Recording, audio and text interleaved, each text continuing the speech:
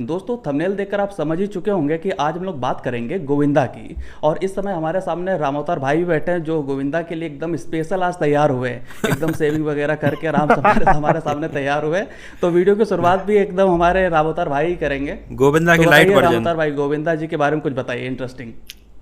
आज आप उनके लिए इतना खास तैयार हुए हो तो आप ही शुरू करते हैं वीडियो। चलो तुम्हारे संतुष्टि के लिए हम मान लेते हैं कि गोविंदा के लिए तैयार हुए, लेकिन कहानी कुछ और ही है। वास्तव में बात ऐसी है कि अभी पितृपक्ष चल रहा है, तो अपने पूर्वजों को श्राद्ध के लिए ये सब चीज़ें करनी पड़ती है, जहाँ पे क्लीन शेव करना पड़ता है। तो वो हमारी धार्मिक परंपराएं हैं, अपनी मान्यताएं हैं। जी जी। तो उसके चक्कर में ये चीज़ें हो गई है। हालांकि क्लीन शेव मुझे बहुत ज़्यादा अपना चेहरा पसंद नहीं है। खैर चेहरा पे क्या रखा हुआ है और एज नाम कम लग रही है, 4-5 साल तो एज कम लग रही है, मतलब 20 साल से 1 साल भी ज्यादा नहीं लग रही। रामअवतार भाई सही अरे बता रहे, मजाक नहीं। अरे हम लोग जितना जमीन से ऊपर उतना जमीन से नीचे भी है, काफ़ी बूढ़े लोग हैं हम लोग। ठीक है, वैसे मैं 32 वर्ष का हूँ, तो एज तो है ही, इसमें कोई दो राय नहीं है। तो हम लोग आज गोविंदा पे बात करें, ज़्यादा कॉमेडी न करते हुए, हालांकि कॉमेडी एक्टर की बात है तो कॉमेडी होनी ही चाहिए। तो ज़्यादा बकैती न करते हुए हम लोग यहाँ पे गोविंदा के बारे में बात करें, ज़्यादा बेहतर है। तो सत्य विजय भाई, आप जरा दर्शकों को ये बताएं कि आखिर गोविंदा कैसे बने, गोविंदा के पीछे कहानियाँ क्या है गोविंदा बनने की, आखिर उन्हें शुरू कैसे कि उनका फैमिली कैसे था और फैमिली हिस्ट्री क्या थी, कुछ तो बताएं आप दर्शकों को। गोविंदा के बारे में बहुत सारे लोगों को ये पता नहीं होगा। कई लोगों को ये लगता है कि गोविंदा मतलब कोई आउटसाइडर थे और आकर उन्होंने अपना इतना बड़ा मुकाम बनाया।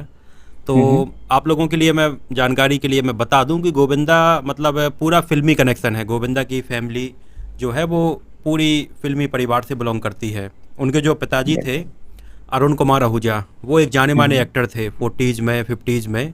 तो कई फिल्मों में उन्होंने काम किया, कुछ फिल्में उन्होंने प्रोड्यूस भी की। और उनकी जो माँ है निर्मला जी, तो वो भी एक जानी मानी एक्ट्रेस हैं और कई फिल्मों में उन्होंने गाने भी गाए हैं। उनकी माँ ने और उनके फादर ने एक मूवी में एक साथ में काम भी किया था। एग्जैक्ट मुझे मूवी का नाम याद नहीं आ रहा कौन सी मूवी थी, लेकिन एक मूवी में साथ में काम भी किया था। और आगे चलकर इन दोनों की शादी हो गई। टोटल 5 बच्चे थे इन लोगों के, 3 लड़कियां हुई और 2 लड़के थे। तो गोविंदा के बड़े भाई कीर्ति कुमार हैं और जिन्होंने कई फिल्में प्रोड्यूस की हैं, राधा का संगम, हत्या, तो इस टाइप की कई फिल्में उन्होंने प्रोड्यूस की हैं। और बाकी गोविंदा तो आप जानते ही हैं किस मुकाम पे हैं।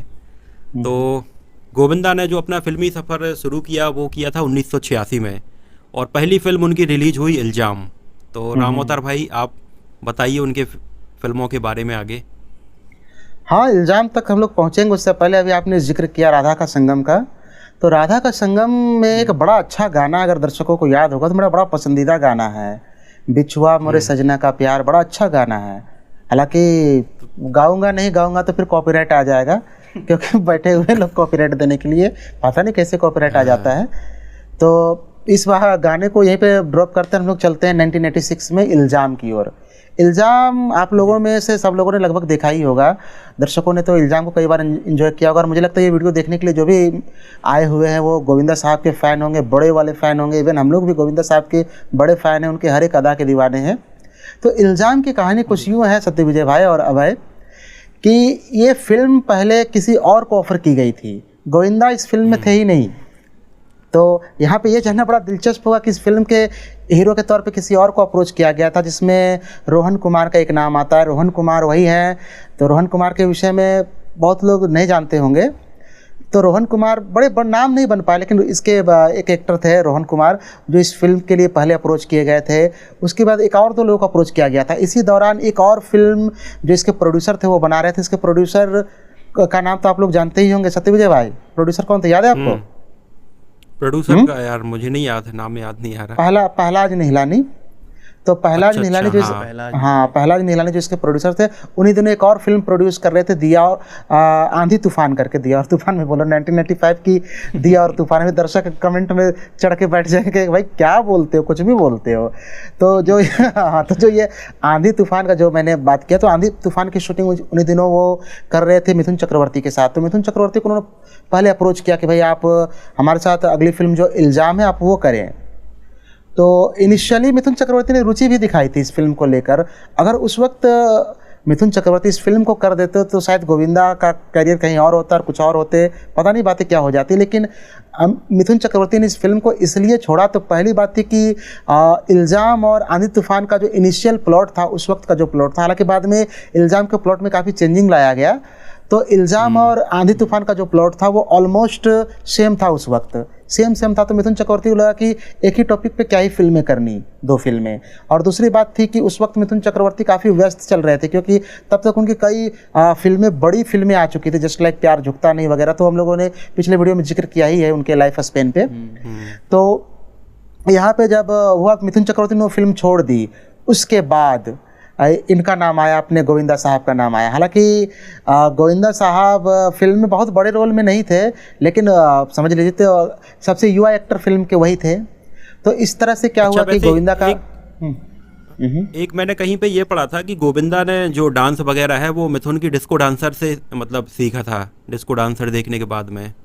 इसमें क्या सच्चाई है या नहीं है? नहीं, देखिए गोविंदा ने डिस्को डांसर से इंस्पिरेशन जरूर लिया होगा, लेकिन बातें गोविंदा क्या बोलेंगे उसको, नेचुरल डांसिंग के लिए नेचुरली बोर्न एक्टर है, डांस के लिए ही बोर्न है वो बंदा। उस बंदे में डांसिंग मैंने कहीं पे ऐसा पढ़ा था कि डिस्को डांसर देखने के बाद में गोविंदा मतलब अपने कमरे में बंद करके मतलब कई घंटे तक प्रैक्टिस किया करते थे डांस की, और बाद में मतलब गोविंदा इतने परफेक्ट हो गए थे। फिर डिस्को डांसर ने तो अच्छे को मतलब कि ये किया, इंस्पायर किया, तो गोविंदा भी इंस्पायर हुए, इसमें कोई दो राय नहीं है। लेकिन हाँ, गोविंदा में डांस का टैलेंट बहुत पहले से था और वो नेचुरली टैलेंटेड बंदे थे डांस को लेकर, तो एक ये बात है। तो इल्ज़ाम वहाँ से आई, उसके बाद तो फिल्मों का सिलसिला चल निकला, उसके बाद एक अच्छी फिल्में आती गई, और एक दौर वो भी आया जहाँ पर गोविंदा एक दौर पे मतलब 60 फिल्में साइन कर लिए। ये सबसे दिलचस्प बात है कि मिथुन चक्रवर्ती जिन्होंने एक समय पे 30 फिल्में साइन किए थे, उनका एक रिकॉर्ड था कि हमने 30 फिल्में लगातार साइन की हैं, लेकिन उस रिकॉर्ड को गोविंदा ने थोड़ा 60 फिल्में साइन करके, और गोविंदा ने अच्छा रामोतर भाई, यहाँ पर मैं एक चीज़ पूछना चाहता हूँ। हाँ, जैसे कि अभी सत्यविजय भाई ने बताया था कि इनके फादर और मदर जो थी फिल्म इंडस्ट्री से थे, और एक मैं वीडियो देख रहा था बीच में, तो उसमें गोविंदा बताते हैं कि मैंने काफी स्ट्रगल देखा है। हाँ, तो और मेरे पास काम नहीं था, मैं काफी भटक रहा था, लेकिन जब मुझे काम जब मेरे पास काम आया तो मैंने 60 एक साथ साइन कर ली थी। तो मतलब फिल्म लाइन में होने के बावजूद उन्हें स्ट्रगल इतना क्यों हुआ, सो मैं बता दे रहा हूँ। उसके पीछे कारण था, उनके फादर ने फिल्में प्रोड्यूस करने शुरू कर दी, और जब फिल्में प्रोड्यूस उन्होंने की थी अपने समय, तो फिल्मों से काफ़ी घाटा हुआ था, और उनका परिवार लगभग बिखर गया था उस घाटा के चक्कर में, उन फिल्मों के चक्कर में। तो उनका बचपन काफ़ी गरीबी में बीता, तो उस गरीबी के वो गरीबी उन्होंने देखा था। जी, सहरा नाम की एक मूवी थी, वो मतलब उनके फादर ने प्रोड्यूस की थी। जब तक एक्टिंग कर रहे थे तब तक बढ़िया चल रहा था, लेकिन जब उन्होंने सहरा नाम की मूवी प्रोड्यूस की तो वो उतनी नहीं चल पाई। तो फाइनेंशियली मतलब काफ़ी इतनी कमज़ोर स्थिति में आ गए थे कि ये लोग पहले मुंबई में बांद्रा में बंगले में रहते थे, और वहाँ से फिर जाके मतलब एक चौल में रहने लगे थे, विरार के पास में। तो मतलब फाइनेंशियल कंडीशन काफ़ी ख़राब हो गई थी, और इसके बाद उनके फादर ने शायद 2-4 और फिल्मों में काम किया, और बाद में तो मतलब ये तक हो गया था कि उनकी जो मतलब माँ थी निर्मला जी, उन्होंने मतलब गाने वगैरह गा के या इधर उधर से पूरे बच्चों का जो परवरिश है वो की थी।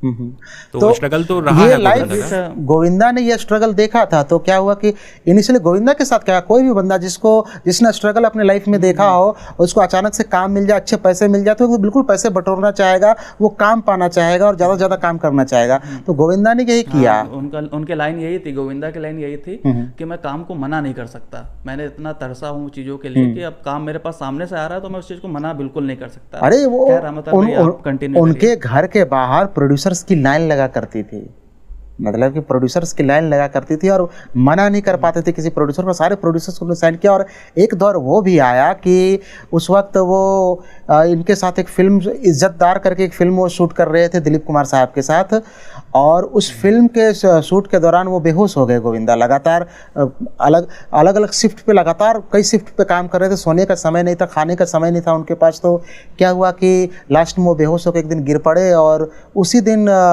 इनको अपने दिलीप कुमार साहब ने सजेस्ट किया कि भाई कुछ फिल्में तुम छोड़ दो गोविंद, नहीं तो मतलब कि स्वास्थ्य तुम्हारा जाता रहेगा तो फिर तुम क्या ही स्टार बन पाओगे और क्या ही फिल्में कर पाओगे।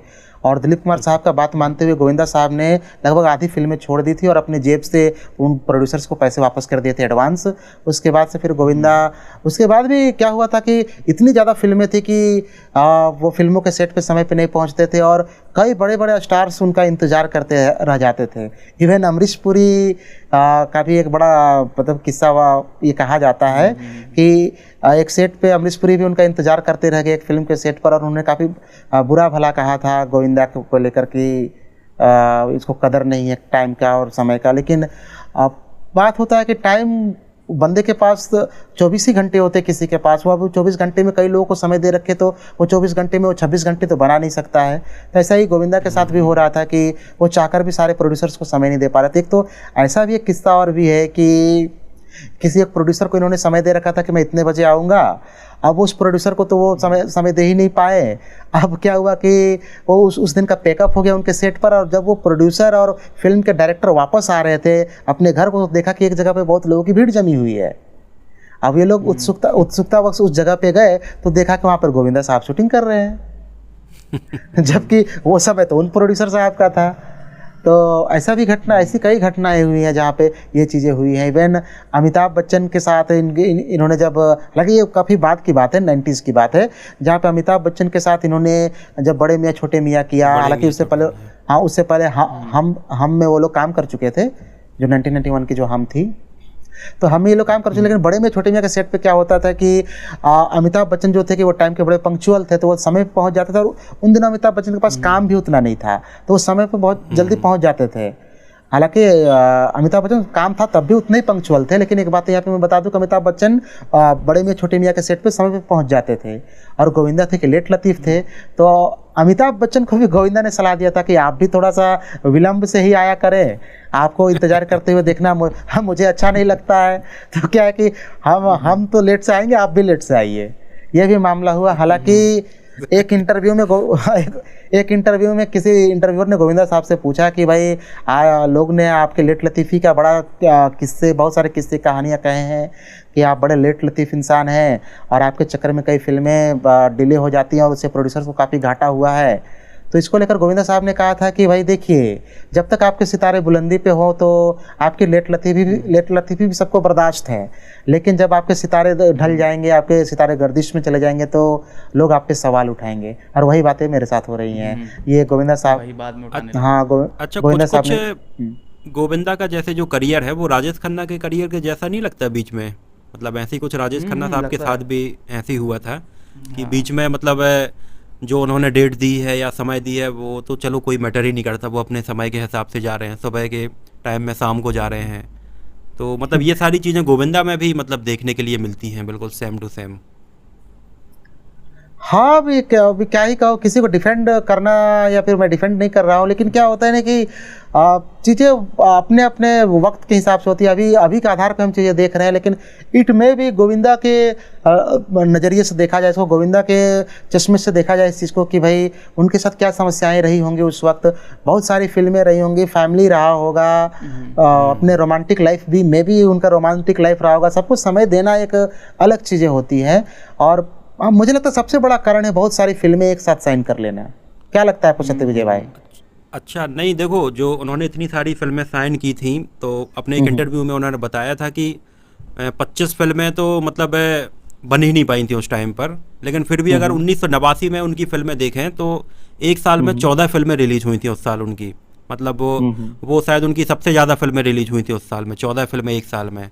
मतलब एक महीने में उन्होंने यहाँ पे सत्य विजय भाई 1989 का जब जिक्र कर रहे हैं तो एक बात आपको और भी बता दें कि यही वो साल था, या 1988 पर 1989 में कंफ्यूज हो रहे हैं, 1988 या 89, शायद 89 ही।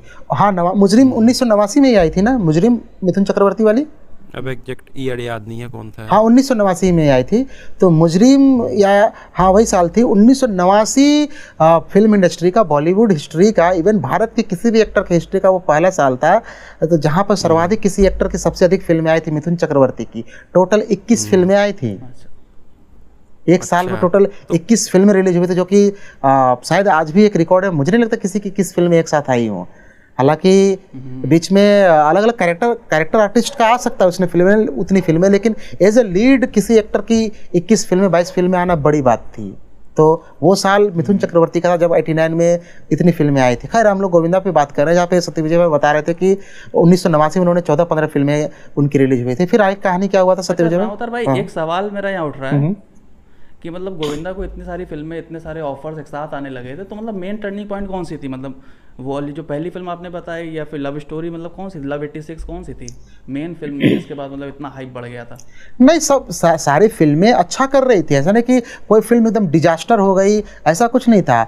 कुछ सेमी हिट, कुछ हिट, कुछ सुपर हिट, इस टाइप से एक सिलसिला चल रहा था। और क्या था कि इस दौरान गोविंदा ऐसा नहीं कि वो सिंगल फिल्में कर रहे थे या सिंगल एक्टर वाली फिल्में कर रहे थे, वो मल्टी स्टारर भी कर रहे थे। हाँ, जिसमें बहुत सारी फिल्में थी, हालांकि उसमें कुछ मल्टी के साथ में, शत्रुघ्न सिन्हा के साथ में, मतलब कई मल्टी स्टारर मूवी आई थी जैसे कि लेकिन अगर कोई एक दो टर्निंग आउट फिल्मों के तौर पर देखे, जैसे हर एक्टर के करियर में बहुत बड़ी बड़ी फिल्में नहीं होती, जैसे मिथुन में हम लोग देखते हैं डिस्को डांसर या प्यार झुकता नहीं, तो इस तरह से अगर देखें गोविंदा की जो 80s की फिल्में थी, तो उसमें आप किसका नाम लोगे? नहीं, पर्टिकुलर एक फिल्म का नाम लेना सही नहीं होगा, सारे लाइन से हैं। चाहे आप इल्ज़ाम का नाम ले ले, लव 86 का नाम ले ले, मरते दम तक उस वक्त आई थी, जाबाज आई थी, जाबाज में बोल रहा हूँ सॉरी, जंगबाज आई थी। उसके बाद कई फिल्म, इवन इन्होंने एक कैमियो रोल भी, कैमियो क्या बोलेंगे, या फिर एक मेहमान भूमिका इन्होंने की थी खुदगर्ज में, जिसका वो गाना आज भी, वो एक डांसिंग अंकल बड़े फेमस नहीं हुए थे, मैं से ना मीना से ना साकी से, आपके आ जाने से, जो गाना था उसका। तो ये फिल्म नाम था उन अंकल का शायद। हाँ, जो डांसिंग अंकल थे, तो वो सारी फिल्में आई थी। तो बैक टू बैक कई फिल्में आई थी और लगातार फिल्में आई थी।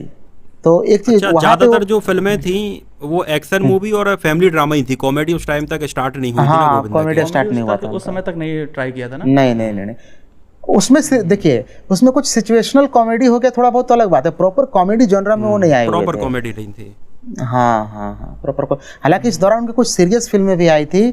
इस दौरान एक, शायद अगर मैं गलत नहीं तो हत्यारा करके एक फिल्म आई थी, हत्यारा। हत्यारा था कि कोई और फिल्म थी? हत्यारा नहीं, जिसमें ये थे हत्या, हाँ, सही नाम याद दिला दिए। तो हत्या फिल्म आई थी, काफ़ी सीरियस फिल्म थी और काफ़ी उसमें बहुत ज़बरदस्त एक्टिंग था गोविंदा साहब का। तो वो फिल्म आज भी दर्शक शायद जिन्होंने देखा होगा, मेरी वन ऑफ फेवरेट फिल्म है। तो होम प्रोडक्शन की फिल्म थी वो, उनके भाई ने तो बनाई थी वो, कीर्ति कुमार ने बनाई थी। तो वो फिल्म, हाँ, तो वो फिल्म भी काफ़ी अच्छा फिल्म था। तो ये वहाँ से शुरू हुआ। फिर आगे 90s के बाद तो कैरियर उनका काफ़ी बदल ही गया, जहाँ पे कई फिल्में आई। लेकिन 90s में अगर कोई मेजर टर्निंग पॉइंट हम बताएं ना, तो शोला और शबनम का नाम आता है। और एक सबसे बड़ा टर्निंग पॉइंट था आँखें। आँखें 1993 की सबसे बड़ी फिल्म थी और ऑल टाइम ब्लॉकबस्टर फिल्म है। 1993 में कई बड़ी फिल्में थी, डर थी, इस प्रकार फिल्में, खलनायक वगैरह, सारी फिल्मों को बीट करके ये ऊपर आ गया था। और 1993 में ये चीज़ देखना बड़ा दिलचस्प होता है कि गोविंदा वहाँ से कॉमेडी स्टार्ट करते हैं और कॉमेडी बिल्कुल वहाँ से ऐसा बदल जाता है। डेविड धवन के साथ इनका, हालांकि डेविड धवन के साथ इन्होंने पहले फिल्में की थी, लेकिन वहाँ से डेविड धवन के साथ इनका जो कॉम्बिनेशन जो बनता है, वो आगे नंबर 1 फिल्मों का तो वो सिलसिला चल निकलता है। सोला और शबनम से स्टार्ट हुआ था, बढ़िया कॉमेडी का। सोला और शबनम मुझे गोविंदा की बहुत अच्छी मूवी लगती है। हाँ, डिश पर देखा था। नहीं तो देखिए, शोला और Shabnam full time comedy movie उसको हम लोग नहीं कह सकते हैं, लेकिन है ना, अच्छा खासा एक्शन था उसमें। हाँ, उसमें एक अच्छी कॉमेडी थी उसकी, जो मतलब देखने लायक कॉमेडी थी, जो वाकई में तो उसकी अच्छी कॉमेडी थी। लेकिन अगर एक फुल टाइम कॉमेडियन के तौर पे इनकी एंट्री हो जाती है तो आंखें से हो जाती है, जहाँ पे वो फुल टाइम कॉमेडियन के तौर पे दिखते हैं। हाँ, जहाँ पे उनका एक और रोल भी नजर आता है, जहाँ पे वो गाँव वाले बनते हैं, सारी दुनिया जात है, फलाने जगह पे हम जब चांद पे, ऐसा करके कोई डायलॉग है ना, याद है ना, चुन्नू मुन्नू, जो चुन्नू और मुन्नू करके जो है, तो ये सब चीजें हैं के साथ में है वो सीन ना। हाँ, वो जो पार्ट है जहाँ पे वो गाना भी, अंगने पे बाबा द्वारे पे माँ, है ना, वो जो गाना बड़ा फेमस हुआ था अपने यहाँ, तो वो गाने भी काफी बजते थे। तो उस फेज के बाद तो फिर नंबर 1 का जो सिलसिला शुरू हुआ, तो वो तो फिर नंबर 1 ही है। खैर, सत्यविजय भाई, वैसे अगर गौर किया हो तो मतलब गोविंदा की स्टार्टिंग भी देखो एक्शन फिल्मों से हुई, और डेविड धवन की जो स्टार्टिंग है वो भी मतलब एक्शन फिल्मों से हुई है। मतलब स्टार्टिंग में उन्होंने भी एक्शन फिल्में बनाई, बाद में आके फिर कॉमेडी फिल्में बनाई। तो कॉमेडी फिल्मों की बात करेंगे इसके अगले सेक्शन में। इस वीडियो को यहीं पे एंड करते हैं। तो अगर वीडियो आपको पसंद आया हो तो इसको प्लीज़ लाइक कीजिए और चैनल को सब्सक्राइब कीजिए। तो मिलते हैं इसके अगले पार्ट में, तब तक के लिए नमस्कार।